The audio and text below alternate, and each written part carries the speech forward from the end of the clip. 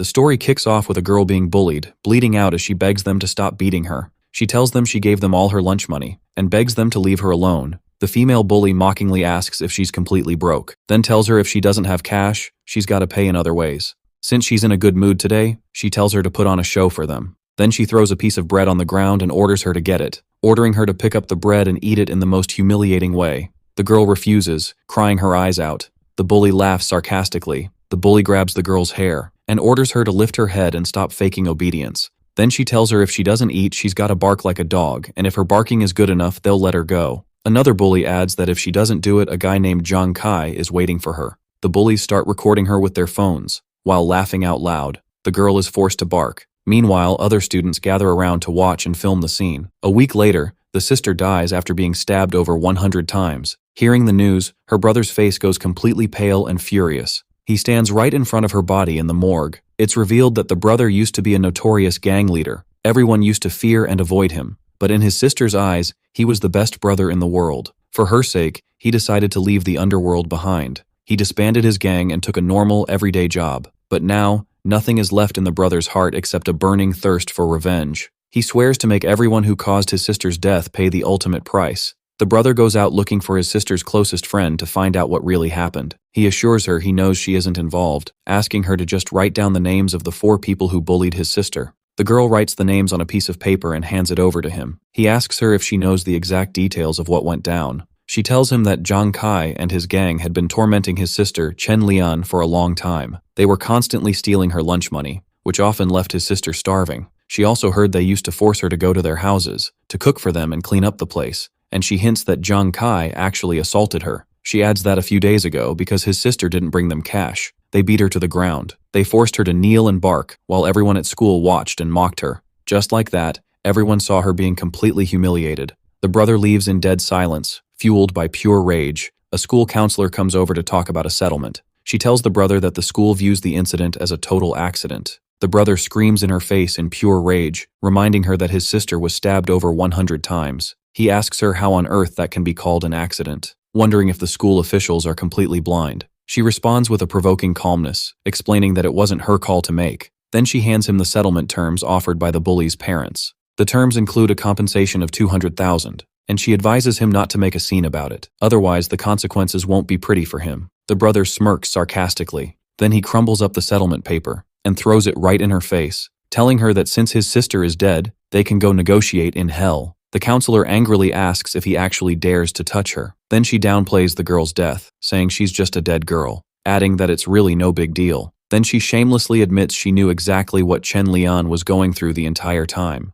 The counselor shamelessly keeps talking, admitting she knew the girl was being bullied for a whole year. To make it worse, she says she intentionally ignored it. The brother shuts her up with a hard slap to the face, knocking her straight to the floor from the sheer force of the blow. She screams at him, calling him a bastard. With a deadly calm, the brother tells her that the end has come for all of them. Then he grabs her by the neck while she's in absolute shock, asking how he dares to do this. The counselor completely breaks down and starts crying. The brother leaves her slumped on the floor in the corner of the room. At home, his father scolds him for being reckless and escalating things, worrying anxiously about what his fate will be now. Lighting a cigarette, the son calmly responds, reassuring his father that the counselor won't dare call the police because what happened can be passed off as a mutual fight, and if it gets investigated, she'll most likely lose her job. Then he calmly orders his dad to dump her at the entrance of the residential complex and call an ambulance to pick her up, warning them to stay completely out of the picture so the family doesn't have to foot the ambulance bill. The next morning, his mother tries to comfort him, telling him to forget the past. Crying, she adds that the living have to move on with their lives. Suddenly, a text arrives on his late sister's phone. The message is from a group chat named Chen Lian Has No Secrets. The brother's expression changes completely when he sees the text. He discovers that the message contains videos documenting the bullying and abuse his sister went through. In the video, the main bully, Jong Kai, shows up, making shameless comments about her looks. Then, with an evil smile, he says it's finally his turn. The girl begs him to stop, but he gets close, telling her not to run away and inviting her to give him a hug. In a later scene, the brother burns his fingerprints over a fire to wipe out any evidence that could tie him to his upcoming crimes. A look of relentless revenge gleams in his eyes. He heads to a luxury nightclub where one of his targets is chilling. Wearing a mask to hide his identity, he pulls out a sharp knife. Disguised as a waiter, he slips into the club. In one of the rooms, one of the bullies, Wang Qing, was enjoying his time with several women. The brother advances toward the room. When he steps in, Wang Qing yells at him, asking who ordered drinks and ordering him to get out right now. But the brother blasts him with a powerful kick, then rushes at him with the knife. The bully hits the floor, severely wounded. The women scream in pure terror and try to run, but they find out the door is locked from the outside. The brother orders them to stand aside and watch in silence, threatening to kill them if any of them makes a single sound. Terrified, they cover their mouths. Wang Qing asks him who he is, claiming there's no bad blood between them, wondering why he's being targeted. Then he offers him cash to save his life. The brother mockingly asks if he ever thought about this day when he was tormenting his sister. The bully tries to dodge responsibility, claiming he has nothing to do with it and that Zhang Kai is the one to blame. The brother asks him where Zhang Kai is. The bully tells him they are celebrating Wang Yuehong's birthday in karaoke room 605. After getting the info, the brother executes Wang Qing by slitting his throat, then leaves the place calmly. In another room, the female bully Gao Shui was feeling bored, suggesting to her friend to bring more friends over, because having bodyguards around makes everything boring. The other replies that her dad was the one who insisted on having the guards. Then she blames the victim, Chen Lian, calling her that dead girl, adding that even after death, she's still causing them trouble. Gao Shui agrees, calling the victim completely useless back when she was alive. The bully continues her mockery, saying the victim hasn't changed even after death. Then she expresses regret for not stabbing her a few more times. At that exact moment, the brother appears at the room door wearing a mask, his eyes completely filled with a cold look of vengeance. One of the female bullies asks him who he is. The brother storms into the room and starts taking on the bodyguards, managing to overpower them one by one. In the middle of the chaos, he manages to slash the main female bully's finger. The girl screams in absolute pain, angrily ordering her guards to kill him. Her friend joins the screaming, demanding they kill him. The brother keeps on fighting. The other bully, Gao Shui, tries to escape, but he catches her and brutally assaults her. But the sheer number of guards eventually overpowers him. One guard threatens him that he'll pay the price. The brother lets out a crazy laugh, challenging them to go ahead and kill him. Then he tells them that if they don't kill him, their own families will be in serious danger. The police arrive at the scene and take control of the situation. In the interrogation room, a female officer asks him why he was carrying a weapon. He calmly denies bringing any weapon, claiming he was just passing by. The officer asks about the knife found on him. He makes up a story, claiming his mom asked him to buy it for cooking, insisting he has the receipt for it. The officer points out that the receipt is dated from the day before, telling him not to insult their intelligence. He keeps making excuses, claiming he intended to apply for a job there, and when he arrived, he heard them bad-mouthing his sister, so he just lost control. Another officer comes in and tells him they know about his tragedy, but that doesn't justify the crime, informing him that he broke 2 of Wang Yuehong's fingers, a charge considered a minor injury. The brother mockingly asks if they are absolutely sure he's the guy, asking if there's any actual evidence like CCTV footage or fingerprints. Due to lack of evidence, the police are forced to let him go. On his way out, his father confronts and scolds him, asking why he didn't leave the matter to him and his mother, wondering if he even thought about the consequences. The son coldly responds that he doesn't care about consequences anymore, asking his dad to stay out of it. Outside, the bully girl and her dad were waiting. She tells her dad that he's the one who attacked her and broke her fingers. Her father, a massive, powerful man, steps forward and threatens the brother's dad. The father tries to reason with them, standing up to protect his son. The man introduces himself as Wang Hongli, chairman of the Hongchen group, asking the dad if he's ever heard of him. The dad is completely shocked to hear the name. It turns out the Hongchen group is a massive corporation with a notorious reputation, boasting a criminal history that includes murder.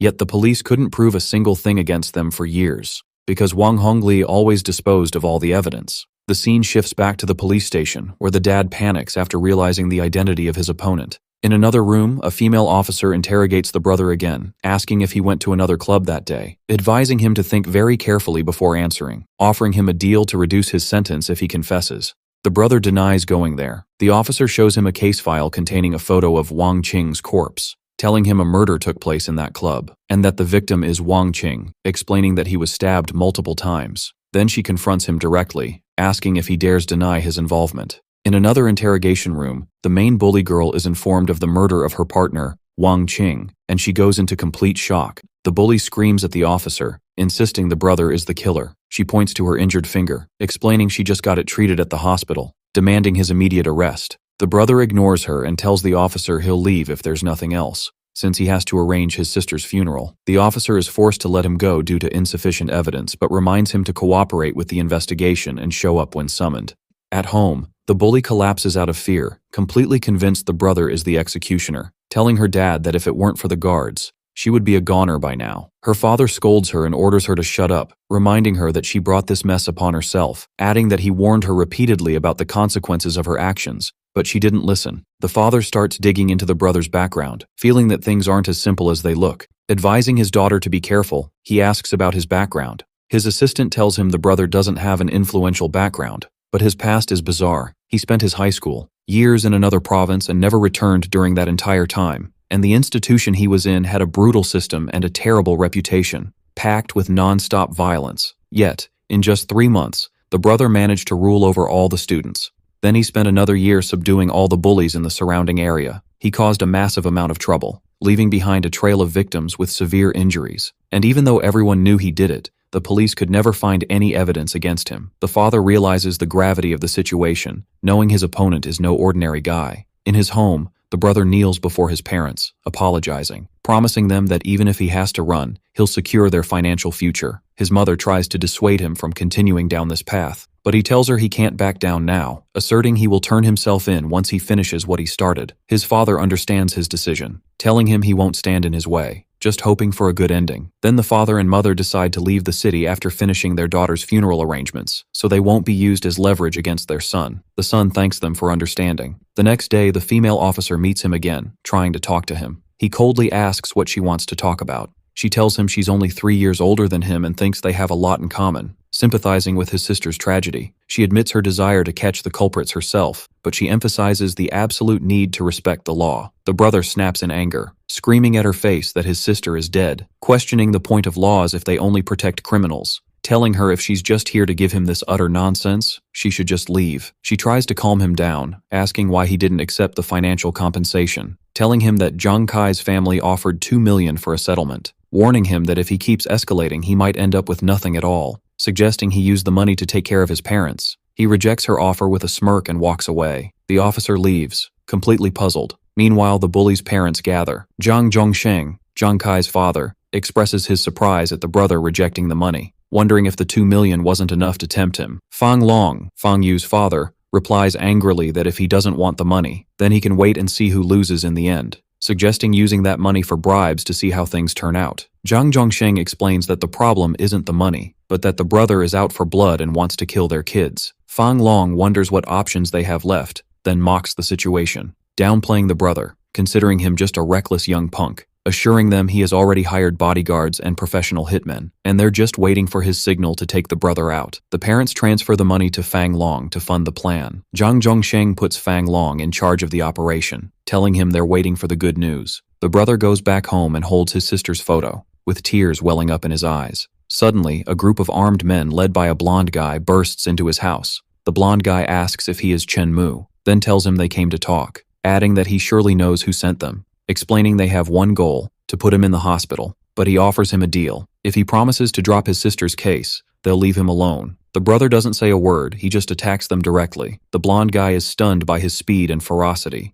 and his men realize this isn't just a brawl, it's an attempted murder. After a short fight, the blonde guy falls wounded. The brother tells him he won't kill him because he has nothing to do with his sister's death, advising him to go to the hospital to save his life, then asks him to tell the one who sent him that nobody can stop him. The attackers leave quickly, carrying their wounded leader. At the hospital, the doctor tells the blonde guy he was lucky, because if the stab wound had been just a few centimeters deeper, nobody could have saved him. The blonde guy wakes up to find one of Fang Long's men next to him. The man gives him a card containing his pay, warning him not to spill anything about Fang Long, or else he knows the consequences, then tells him to stay out of this case. Elsewhere, the parents find out the mission failed. One of them suggests exposing the matter, based on the fact that the brother stabbed the blonde guy. Fang Long strongly rejects the idea, explaining that if things are exposed, he'll be dragged down too, and the blonde guy will be framed for armed robbery, making the brother's actions pure self-defense. Fang Long decides to push forward with his plan, completely ignoring his opponent's power, insisting he'll make sure the brother's family ends up with absolutely nothing, suggesting they send their kids abroad to hide until the problem is solved. Meanwhile,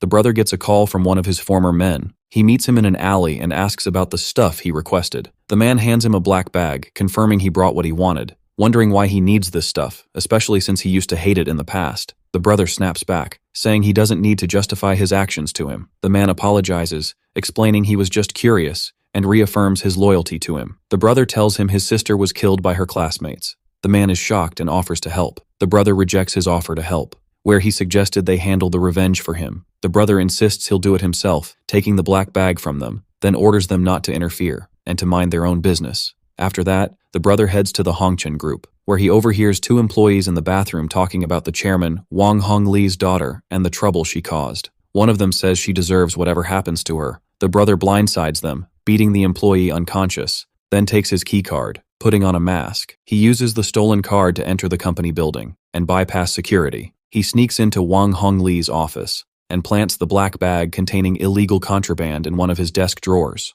The brother waits outside at a public phone booth, then makes a call to Wang Hongli, telling him there's a gift in the third drawer of his desk. Wang Hongli asks if he's Chen Mu, then hangs up and screams in anger, considering the brother just a punk he doesn't fear. Wang Hongli opens the drawer only to find the bag full of drugs. He goes into utter shock and panic, instantly trying to head to the bathroom to flush the evidence. But before he can make it, the police raid his office, catching him red-handed. The officer confirms he's caught in the act, and that he has the right to remain silent. Later, the brother meets up in a bar with Geng Hui, a top executive at Hongchen Group who wants to overthrow Wang Hongli and take his place. The brother asks about Wang Hongli's status in custody, and Geng Hui tells him he's too smart, refusing to confess to anything and waiting for his lawyer. The brother demands he speed up their plan, stressing that he wants to see results by tomorrow. Geng Hui agrees and praises the brother's brilliance, suggesting more collaboration in the future, but the brother snaps back with disdain, telling him he's not on his level. Geng Hui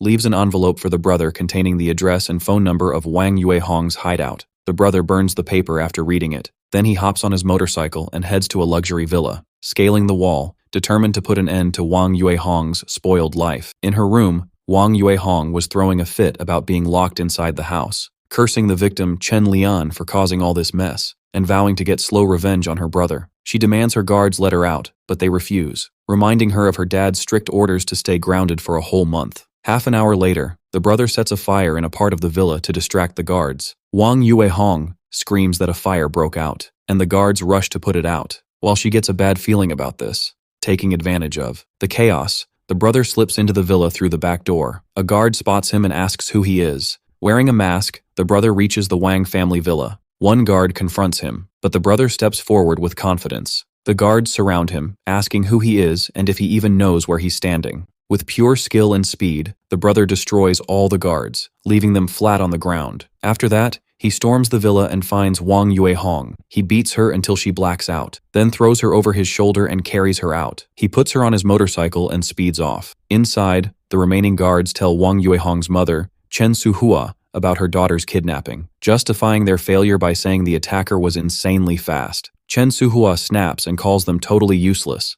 then orders them to hunt down the kidnapper, swearing he'll pay the price. The brother takes Wang Yuehong to a remote location. When she wakes up, he tells her this is the place where he and his sister used to play as kids. She arrogantly asks what he wants, threatening him to let her go, then offering him money. He responds with a brutal slap, making her scream in pain and beg for help. He coldly asks if she's hurting from just one slap, reminding her that his sister took over 100 stabs. Grabbing her by the hair, he asks why they hated his sister so much. She shamelessly replies it was just for fun, and that she hated his sister because of her arrogant look. The brother is absolutely furious, wondering how such a petty reason could lead to torturing and killing his sister. She starts crying out of pure terror. In a desperate attempt to save herself, she claims the final stabs that killed his sister were from Zhang Kai, adding that his sister begged them, telling them her brother would be back soon. But Zhang Kai, the mastermind, showed no mercy. She begs him to leave her alone. Raising his sword, the brother vows to send every single devil involved straight to hell, but he calmly tells her that killing her this easily would be letting her off too soft. Then he asks her where the rest of the bullies are. She claims their parents hid them and she doesn't know where they are. Not buying it, he throws her into a cellar full of rats and bugs, promising her she's about to face the darkest days of her life, then locks the door on her. Meanwhile, at the detention center, Wang Hongli meets his lawyer. The lawyer tells him things are looking bad. Wang Hongli screams that Chen Mu set him up. The lawyer confirms it's obvious. He was tricked into leaving his prints on the bag. Wang Hongli wonders how Chen Mu could time the police raid so perfectly. The lawyer explains that Chen Mu didn't just bet on a single plan. He planted contraband in multiple spots and reported them all to the police, ensuring Wang Hongli would walk right into one of the traps. The lawyer keeps explaining the brother's flawless plan, pointing out that he planted contraband everywhere, including Wang Hongli's car. Wang Hongli insists he's innocent, wondering if he's going to take the fall for something he didn't do. while the work keeps piling up at his company. The lawyer reassures him, promising he'll make sure he doesn't get convicted. Right then, the lawyer gets a call on his phone. He tells Wang Hongli that his daughter has vanished and was kidnapped. On the other end of the line, his wife is crying hysterically, unable to find her daughter. Wang Hongli completely loses hope upon hearing the news. Meanwhile, Geng Hui calls the brother to tell him that his plan to take over the Hongchen group is going smoothly. He adds that Wang Hongli's wife, Chen Suhua, might be an obstacle, but he can handle her. The brother coldly tells him not to worry about her because she'll disappear within days. Geng Hui is shocked, realizing the brother is planning to take her out. After that, Geng Hui meets up with one of his men and asks him what he found in his investigation. The man tells him about a mysterious organization called the Heaven Society and hints that the brother is likely linked to it. Geng Hui orders his man to investigate this organization and uncover the truth. The brother heads back to the cellar, where Wang Yuehong begs him for mercy, complaining about the darkness, bugs, and rats. The brother mocks her, saying this is just the beginning, and questions what his sister ever did wrong to deserve all this torture. He asks her if being poor or shy is a crime. Wang Yuehong admits her mistake and begs him for a sip of water. The brother agrees to her request, but on one condition. She has to confess to all her crimes on camera. Driven by thirst and utter despair, Wang Yuehong starts confessing. She states her name and explains she was Chen Lian's classmate at the institute. She describes herself not as a human, but as absolute trash. She confesses that she abused her wealth and power, and along with Zhang Kai, Gao Shui, and Fang Yu, she constantly bullied Chen Lian. She continues her confession with the details of the crime night, where they lured Chen Lian to an isolated spot, and when the victim mentioned that her brother would return soon and protect her, they flew into a blind rage. Zhang Kai stabbed her multiple times, and the others followed suit. After that, Zhang Kai suggested dumping her body in the trash, relying on their family's influence to cover up the crime. She confesses that everything that happened was entirely her fault. After recording her confession, Wang Yuehong bangs on the cellar door, demanding the water he promised her. Half an hour later, the brother returns, saying he never breaks a promise. Then he pours 100 degrees Celsius boiling water all over her while she's tied up, while laughing mockingly. At the same time, Geng Hui is shown watching the Hongchen Group's stocks crash on the screen, flashing a victorious smile now that control of the company is within his grasp. In her office, Chen Suhua notices the sharp crash in the company's stocks, realizing someone is taking advantage of the situation. Furious, she calls the culprit a scumbag exploiting the crisis for his own gain. In the evening, she calls the lawyer to ask when her husband, Wang Hongli, will get out of prison. The lawyer tells her it's not that complicated, but it requires some paperwork, and he'll be out in just a few days. During the call, a video clip pops up on her phone. She watches the video only to find her daughter, Wang Yuehong, on her knees in a filthy cellar, confessing to her crimes and saying she's not human but absolute trash. Chen Suhua is hit with pure shock and rage. She calls the cops, telling them her daughter sent her a confession video, insisting that Chen Mu is the one who forced her to do it. She demands they move immediately to save her, but the female officer on the other end tells her to stay calm, explaining that they need to verify the evidence first before taking any action. Chen Suhua completely loses her mind with rage, screaming at the officer, threatening that her daughter's life is worth more than all of theirs combined, and that they'll pay with their lives if anything happens to her. Chen Suhua loses her patience and decides to take matters into her own hands. She rounds up a mob of her men and orders them to head to the Chen family home to destroy it and force them to hand over her daughter. The convoy takes off in several black cars. On the way, she calls the lawyer, tells him her plan, and demands he be ready to defend them no matter the cost, because she is hell-bent on destroying the Chen family. Little did she know, the driver behind the wheel of her car was Chen Mu himself, after he had already gotten rid of her original driver. He speaks to her calmly, asking her how she would feel if it was her daughter who got hurt. Chen Suhua turns around, terrified, as he reveals his identity as Chen Lian's brother. Then he smirks sarcastically and welcomes her to hell. He guns the car at an insane speed, crossing 180 kilometers per hour, leaving the bodyguards' cars eating his dust.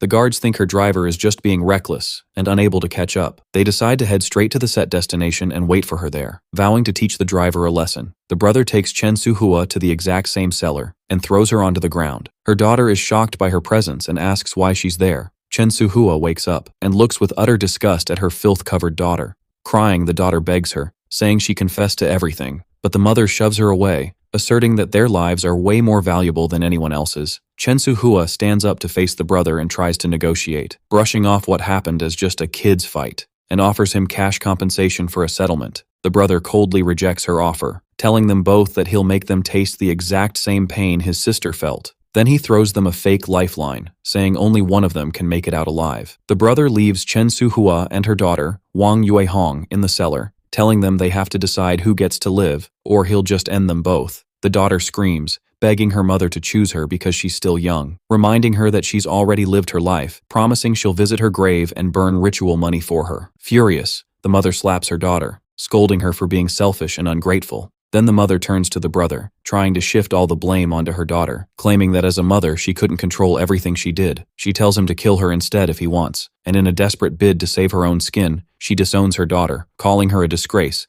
and says she can just have another kid. The brother smirks sarcastically, watching them tear each other apart, then drops a knife on the floor and walks away, leaving the mother-daughter showdown to reach its bloody climax. Half an hour later, the scenes show Wang Yuehong sobbing hysterically, claiming she didn't mean to kill her mom. The brother opens the cellar door and tells her she played her part well, and that she can keep living, but how much time she has left depends entirely on how she behaves. As he tries to leave, she begs him to take her mother's corpse out of the cellar because she's terrified, but he completely ignores her and locks the door. In prison, Wang Hongli receives a video showing his wife and daughter fighting to the death. He's hit with absolute shock and bewilderment, demanding to see his lawyer immediately. He tries to call his wife, but her phone is off, and he realizes the video has been wiped. He rings up his lawyer, demanding to be pulled out of prison at any cost because his family is in grave danger. Meanwhile, Zhang Zhongsheng and the rest of the bullies' parents find out about Chen Suhua's disappearance. They realize Chen Mu is the one behind it and that they completely underestimated him. They decide to dodge a direct confrontation with him, and Zhang Zhongsheng suggests negotiating and offering a massive payout to put an end to this. Zhang Zhongsheng tasks one of his employees to negotiate with the brother. The employee meets the brother and offers a settlement, suggesting he show some mercy. He presents a contract with a 4 million compensation. The brother coldly asks if he has a sister, and when the guy answers no, he tells him he will never understand where he's coming from. The employee tries to threaten the brother, reminding him of Zhang Zhongsheng's power and influence,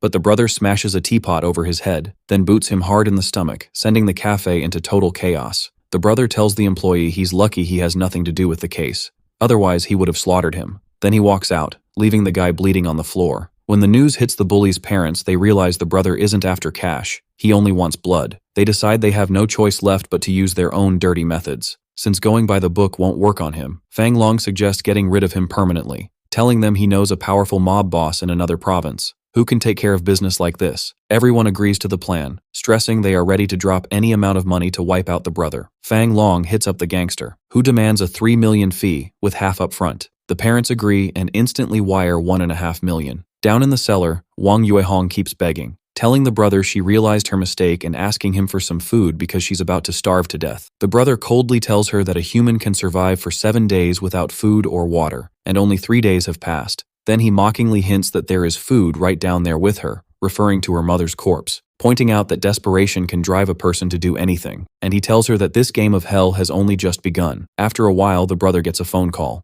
On the other end, a man introduces himself as Brother Chen, a gang leader respected by everyone. He tells him he's here to mediate the situation. The brother asks what he wants, so he invites him to meet up at a cafe to discuss it, and the brother agrees. The brother arrives at the spot and gets patted down by Chen's men before heading in. Inside, he finds Chen sitting down, surrounded by dozens of his gang members. The brother calmly sits down and pours himself some tea, then asks the man if he's Brother Chen. One of the thugs snaps at him for his audacity, but Chen orders him to clear out along with the others. Chen tells the brother he knows his story, and that he's here as a mediator at the request of Gao Chenhong, advising him not to be reckless and to save his life to take care of his parents. The brother sharply asks if he's here to talk or to fight. Chen mocks his question, explaining he's just sharing advice based on experience, and he's free to take it or leave it. Then he warns him that an ordinary person can't stand up against his power, and swears to send his men to kill him within 3 days. The brother fires back defiantly, then let's see who dies first. The brother leaves the place, and Chen orders his men to be ready to roll at any second. The brother walks down a hallway lined with Chen's thugs. He enters a room and sits down, leaving the door cracked open. Xiaofeng walks in, who turns out to be his childhood friend and one of Chen's guys. He notices the brother has started smoking, something he never used to do. The brother welcomes him, and Xiaofeng tells him he's been out of town for the last few days. His childhood friend Xiaofeng asks the brother what's up with all the trouble and why he's being hunted down. The brother tells him to take a look around the house to see who's missing. Xiaofeng heads toward Chen Lian's room,